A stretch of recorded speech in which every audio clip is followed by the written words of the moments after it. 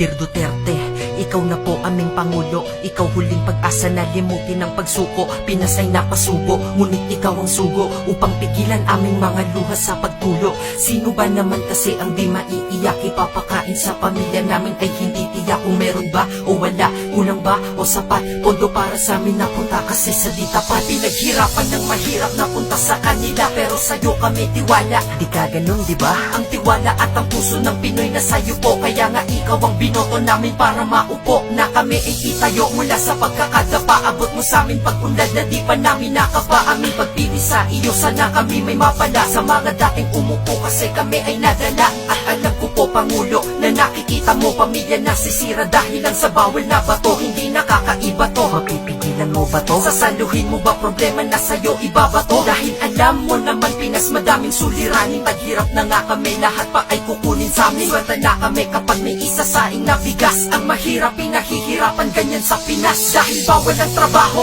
tingin ko di ganon. May trabaho ngunit di sapat dahil sa korupsyon. Mga bilihin mamahalin habang maliit ang sahod. Di makatarungan kapalit ng aming mga pagod. Dahil dyan nag-a-abroad, di bang Pinoy nang sa pilitan? Paghihirap o pangungulila ng pagpipilian. Pagbalik mga anak di nakilala ang magulang. Di sana ito nangyari kung gobyerno di magulang. Sana wag magkulang iyong pamamalakad. Sana sa iyong kamay na bakal ay maging mapalad. Bawat buhay namin ng mga Pinoy at Pinay. Dahil pagbabago kay tagal na namin hinintay. Sa paghihirap po kasi sawang-sawa na po kami. Mga makapangyarihan sa Pinas kami inaapi. Sila ay mga tao ngunit asal ay pang-animal. Mga buwaya forma ay disente ngunit kriminal. Kapag mayaman ang nagnakaw, ang tawag negosyante. Pag mahirap ang nagnakaw, ang tawag ay pugante. Pag mayaman nagkasala, napapawalang sala. Pag mahirap nagkasala, kulungan na ang sala. Kaya sana po Pangulo gawin mong pantay-pantay ang pagtingin sa mga tao ng batas nating sablay. Pero ngayon sa pamumuno mo nagtitiwala pa ako. Dahil kilala ka namin patas lang at makatao. Umaasa mga tao, di na muli pang maluloko. Gaya dun sa administrasyong Aquino at Arroyo. Sana lahat magbago sa iyong paglilingkod. Kahit mahigpit at istrikto ka, kami ay susunod. Dahil alam naman namin na para sa amin din ito. Sa amin magsisimula ang pagbabago din ang sa iyo. Dapat kami kumilos din habang ikaw nagagabay. Aming pa ay ihahakbang habang hawak iyong kamay. At kami ay iyong hatid sa aming mga kailangan. At muli mong ibalikin ang ng perlas ang silangan. Marinig mo man ito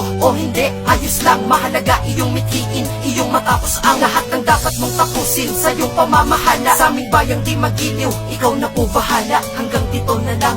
Ikaw na po magbago sa Pinas, nagmamahal. Hambog ng SAT Pro.